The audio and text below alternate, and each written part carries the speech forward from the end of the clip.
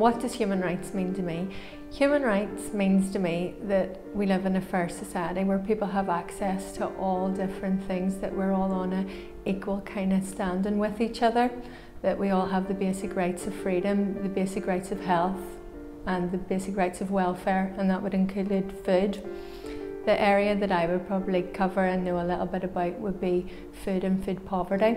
In our country at the moment, from April this year, we have fed 6,000 people that needn't have got fed, and throughout the UK to date from April we have fed 500,000 people. That's astounding that so many people don't have access to the basic human right of food. My name is Malky O'Hara. I work for the Rainbow Project and I'm a member of the LGBT community, which is lesbian, gay, bisexual and transgender.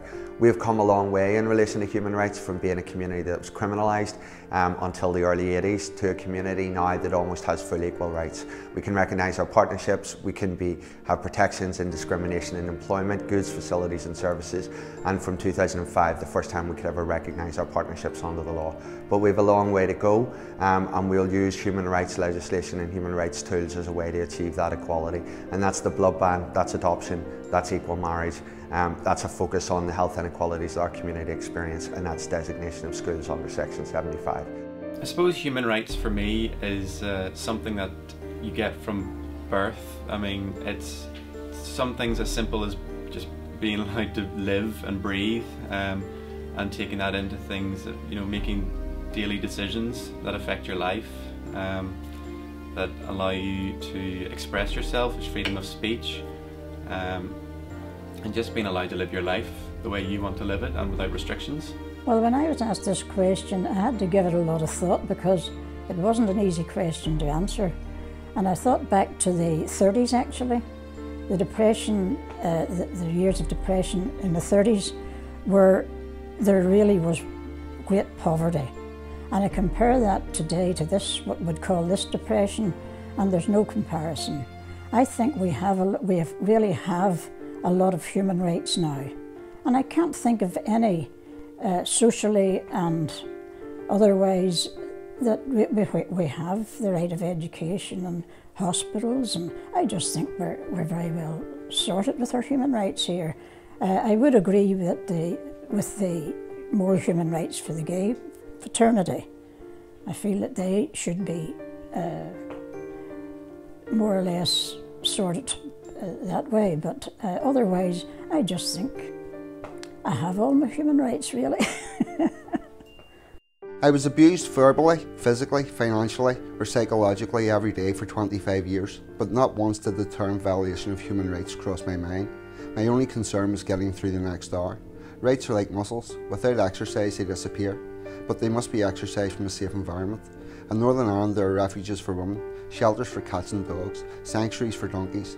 Birds, wildlife, plant and fauna are protected, and yet there is no shelter for male victims of domestic abuse. Until that changes, these men will continue to enjoy no human rights whatsoever and thus remain less than human. To me, human rights means fairness and unity, especially in the field of disability and education. Those are two things that are close to my heart, because our eldest son has autism and has a disability that's hidden. So having human rights is extremely important, that's protected, that he's protected, our family as a whole are protected, and that his right to education obviously is protected as well. So that's what it means to us as a family. Rights for me and rights for the Catholic Church are not so much something that we earn or something that we are given, but they are something which is innate within every single human being, that we should recognise those rights as soon as we recognise that this other is another person, another human being.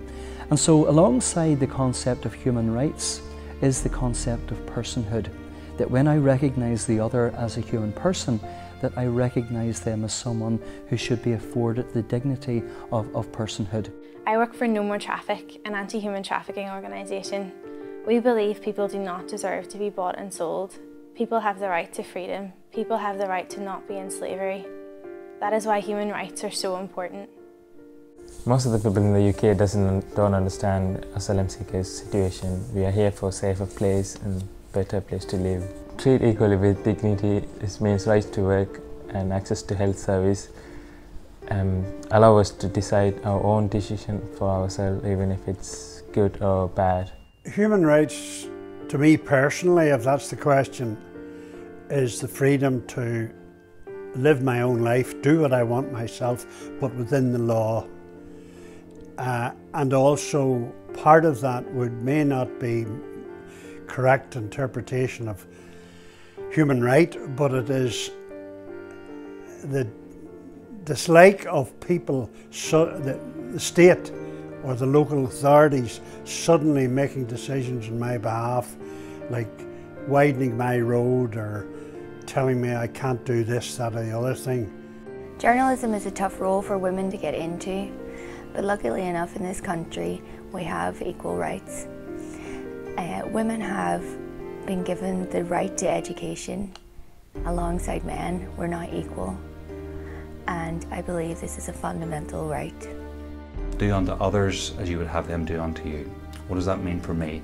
How can I look towards the other's needs? How can they look towards mine? What are our responsibilities towards one another? And even though we don't always get it right, for me, human rights are an attempt by us to live in right relatedness with one another. I would like to think that human rights would allow our children at all times to feel as if their community, their families, their providers, the educational providers, that they care for them. But in a broader sense, I would also like to think that human rights were an issue for those who, I suppose, are responsible for looking after the language community in which these young people are growing up. And I think, regrettably, that language rights and human rights are very much linked, but not in the thinking of those responsible for ensuring that they are there, that they are visible, and that they are practiced, so that these children grow up in a society they feel respects them for who they are and for the experience, the education experience that they had.